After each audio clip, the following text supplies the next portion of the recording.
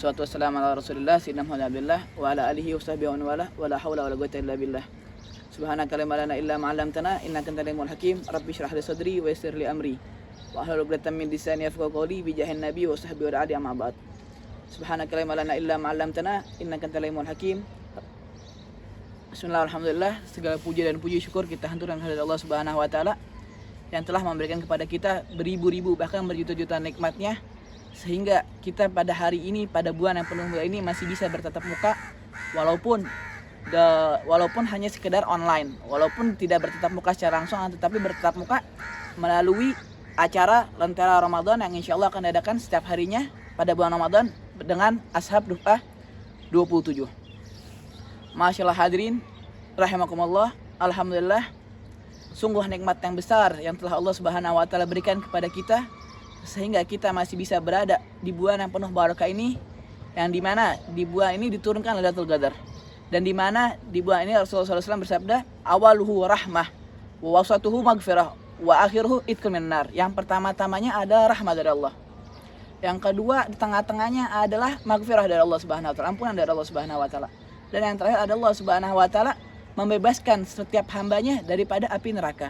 Yang dimana sebagaimana kita ketahui api neraka adalah tempat yang paling menyeramkan. Akan tetapi dengan ada bulan yang penuh barakah ini, Allah Subhanahu wa taala membebaskan hamba-hambanya daripada api neraka. Maka sangat amat rugi bagi seorang muslim, bagi seorang mukmin jika dia tidak beriktinam, jika dia tidak memanfaatkan bulan ini dengan sepenuh-penuhnya manfaat. Karena daripada apa yang sangat banyak yang Allah berikan Subhanahu wa taala kepada kita di bulan ini. Sebagaimana yang disebutkan oleh Al-Imam Ibn Huzaimah di dalam hadisnya, bahwasanya Allah Subhanahu wa taala menjadikan pahala-pahala amal kebaikan sunnah di bulan Ramadan diganjarkan pahala yang menjadi pahala wajib. Dan pahala-pahala wajib, pahala-pahala fard diganjarkan dengan 70 kali lipat pahala ganjaran. Dan Allah Subhanahu wa taala juga menjanjikan, kata Rasulullah SAW bersabda dalam hadisnya, bahwasanya Allah Subhanahu wa taala menjanjikan barang siapa yang memberikan makanan untuk berbuka bagi seorang muslim, maka dia seakan-akan membebaskan hamba sahaya dan dia diampuni segala dosanya. Kemudian para sahabat bertanya, ya Rasulullah, tidak semua dari kami bisa membebaskan hamba sahaya. Kemudian Rasulullah SAW bersabda, itu bagi orang yang memberikan setetes air putih atau memberikan sebuah kurma. Lalu bagi orang yang bisa memberikan seorang mukmin yang berpuasa ini menjadi kenyang, maka Allah Subhanahu wa taala akan membebaskan dia daripada api neraka, dan Allah Subhanahu wa taala juga akan memberikan dia minum daripada telagaku. Yang dimana barang siapa yang minum telaga Kausar itu, dia tidak akan haus selama-lamanya. Dan bukan hanya itu saja, bahkan orang yang memberikan makanan untuk berbuka bagi seorang muslim, Allah Subhanahu wa taala akan memberikan pahala baginya sebagaimana pahala orang yang diberikan makanan tersebut.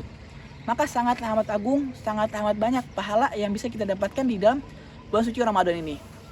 Habib Abdullah bin Husain bin Tahir ketika memasuki bulan Ramadan, beliau memanggil anak-anaknya, bertanya, wahai anakku fulan, aman apa yang kau lakukan? Anaknya menjawab, aku akan melakukan ini. Tanya lagi yang satunya, aku akan menjawab ini.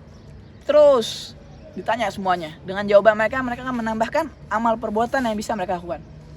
Kemudian Habib Abdullah bin Husain bin Tahir berkata, alangkah beruntungnya kalian. Kalian bisa menambahkan amal perbuatan, amal baik di dalam bulan suci Ramadan. Sedangkan aku, kata Habib Abdullah bin Husain bin Tahir, aku tidak bisa menambahkan amalanku di dalam bulan Ramadan. Barang siapa yang ingin menjual waktunya kepadaku, maka aku akan membelikannya. Kenapa? Karena di sini Habib Abdullah bin Husain bin Tahir mengetahui bahwasanya di bulan Ramadan ini terdapat fadilah yang sangat banyak. Dan bukan hanya umat Nabi Muhammad SAW saja yang diwajibkan oleh Allah Subhanahu wa taala berpuasa di dalam bulan Ramadan. Sebagaimana yang diriwayatkan oleh Imam Al-Ghazali di dalam kitab Al-Muqashaful Ghurub, yang diriwayatkan dari Sa'id bin Jabir, bahwasanya dahulu kala Allah Subhanahu wa taala mewajibkan kepada umat Nasara untuk berpuasa. Tapi Allah Subhanahu wa taala tidak menentukan harinya, tidak menentukan tanggalnya. Allah Subhanahu wa taala hanya menyuruh untuk berpuasa. Kemudian para petinggi-petinggi daripada kaum Nasara itu berkumpul dan mengatakan, baiklah, kita akan berpuasa. Kalau kita puasa di musim panas, maka panasnya akan sangat parah. Begitu juga kalau kita berpuasa di musim dingin. maka dinginnya akan sangat parah. Kita jadikan aja di musim kemarau, dan kita tambahkan 1 bulan, dan kita tambah satu minggu. Kemudian Allah Subhanahu Wa Taala mengabulkan doanya, mengabulkan apa yang mereka inginkan. Kemudian mereka berpuasa 1 bulan, ditambah 1 minggu. Setelah itu matilah, meninggallah raja yang saat itu memimpin, dan diganti dengan khalifah selanjutnya. Setelah itu khalifah selanjutnya ini disuruh untuk berpuasa. Beliau mengatakan, kalau begitu sekarang kita sempurnakan puasa kita yang awalnya hanya 37 hari, sempurnakan menjadi 50 hari. Kemudian meninggallah khalifah ini, dan datang khalifah selanjutnya dan mengatakan, sekarang kita tambahkan 10 hari setelah 50 hari tersebut, dan 10 hari sebelum 50 hari tersebut. Jadi totalnya para umat dahulu berpuasa sebanyak 70 hari. Dan dikatakan bahwa tidaklah Allah Subhanahu Wa Taala mengutus daripada salah satu umat manusia yang ada di bumi ini, kecuali Allah Subhanahu Wa Taala mewajibkan kepada untuk berpuasa. Ramadan. Apa sih makna daripada Ramadan?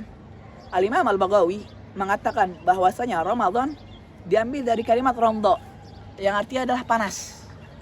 Karena kenapa? Karena bulan Ramadan ini diadakan di musim yang sangat amat panas. Dan juga Imam Al-Baghawi mengatakan bahwasanya maknanya adalah menghapus dosa, al-khiraq an-nuzub, menghapus dosa-dosa yang telah kita lalui sebelum selanjutnya, sebulan yang lalu, di tahun-tahun yang sudah lewat. Sebagaimana yang Rasulullah SAW sabdakan, man shoma Ramadan imanan wa ihtisaban ghufira lahu ma taqaddama wa ma ta'akhkhara. Barang siapa yang dia berpuasa di bulan Ramadan dengan iman yang kamil, dengan iman sungguh-sungguhnya, maka Allah Subhanahu Wa Taala akan mengampunkan dosa-dosanya yang telah lewat dan telah lampau. Hadis ini diriwayatkan oleh Imam Bukhari dan Muslim. Maka di sini muttafiq dan sahih hukumnya. Lalu ada apa sih di bulan Ramadan, dan apa saja yang harus kita lakukan di bulan Ramadan? Al-Habib Muhammad Al-Haddar menyebutkan di dalam kitabnya Nafahat Ramadaniyah bahwasanya bagi kita umat muslim di bulan Ramadan, yang pertama-tama yang kita wajib lakukan adalah berpuasa. Dan di mana puasa ini bukan hanya menjauhi daripada makan dan minum saja, akan tapi kita juga disuruh untuk menjauhi daripada gibah, daripada namimah, daripada kibir, dan penyakit-penyakit hati lainnya, dan dosa-dosa yang lainnya. Nah, kan sebagaimana kita ketahui nih, bahwasanya setan-setan di bulan Ramadan itu dibelenggu. Sebagaimana disebutkan juga oleh Habib Muhammad Al-Haddar dalam kitabnya Nafahat Ramadaniyah, bahwa setan itu dibelenggu di bulan Ramadan. Tapi kenapa sih kok masih ada dari kita yang ketika bulan Ramadan ini masih suka bermaksiat, masih suka gibah, masih suka namimah, masih suka bohong, dan lain sebagainya? Pertanyaan ini suatu waktu tahun kemarin lebih tepatnya Abdullah tanyakan kepada Profesor Abdullah Baharun. Kemudian beliau menjawab, karena setan itu udah menanam di hati kita maksiat. Sebagaimana yang disebutkan oleh Rasulullah SAW, bahwasanya Rajab syahrullah, wa Sya'ban syahri, wa Ramadan syahr ummati. Rajab adalah bulan Allah, dan Sya'ban adalah bulanku, dan Ramadan adalah bulan umatku. Para aslafun saleh mengatakan, mengibaratkan bahwasanya Rajab adalah bulan untuk kita menanam, Sya'ban adalah bulan kita untuk menyiram, dan Ramadan adalah bulan kita untuk mengambil tanaman tersebut. Syuf, kita lihat di sini. Di sini para aslaf tidak mengatakan bahwa amalan kebaikan. Dan ini sangat nyambung dengan apa yang dikatakan oleh Abdullah Baharun, bahwa setan sudah menanam di hati kita hubbu maksiyah, cinta kepada maksiat, sehingga kita masih melakukan maksiat di bulan ini. Syuf, yang pertama-tama ketika bulan Rajab kita lihat, kalau ada seseorang yang dimana dia telah melakukan melazimi amal kebaikan di bulan Rajab, dia memperbanyak sholawat, dia memperbanyak baca Quran, dia memperbanyak puasa dan lain sebagainya, maka dia akan mendapatkan suatu kemudahan untuk melakukan hal-hal tersebut di bulan Sya'ban. Kenapa? Karena sudah terbiasa di bulan Rajab. Bahkan dia mungkin akan menambahkannya. Begitu pula ketika memasuki bulan Ramadan. Akan tetapi ketika dia masuk, jika dia yang dilakukan di bulan Rajab adalah suatu amal kebaik, suatu amal keburukan, suatu maksiat, maka apa yang dia akan dilakukan? Akan tertanam di dalam hatinya maksiat, tertanam di dalam hatinya gibah, namimah, dan lain sebagainya, sehingga ketika memasuki bulan Ramadan, amalan-amalan tersebut masih ada di hati kita, sehingga kita masih melakukannya. Maka wajib bagi kita untuk menjauhi amal-amal tersebut kita ubah, kita usahakan sebisa mungkin untuk menjauhi amal-amalan yang buruk tersebut dan menggantinya dengan amalan-amalan yang baik.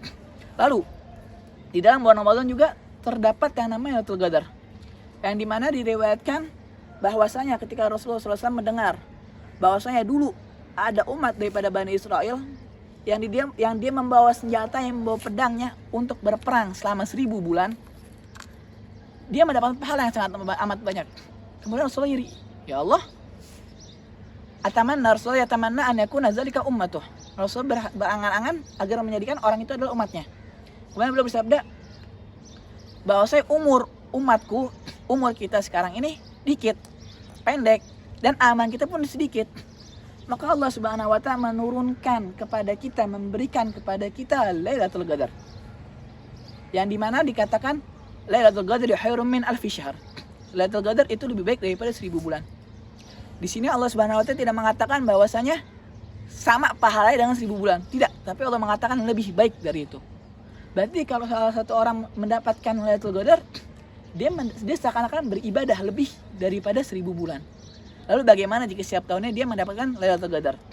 Maka dari itu, marilah kita sama-sama memperbanyak amal ibadah kita, menambah amal ibadah kita, dan berusaha sebisa mungkin untuk menjauhi diri kita daripada maksiat kepada Allah Subhanahu wa ta'ala.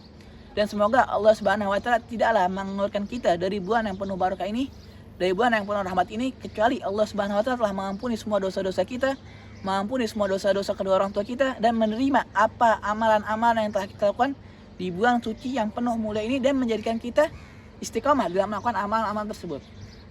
Kalau ada kurangnya, datang dari Al-Fagir. Kalau ada benarnya, datang dari Allah Subhanahu wa ta'ala. Hakaza minni wa lafu minkum. Wassalamualaikum warahmatullahi wabarakatuh.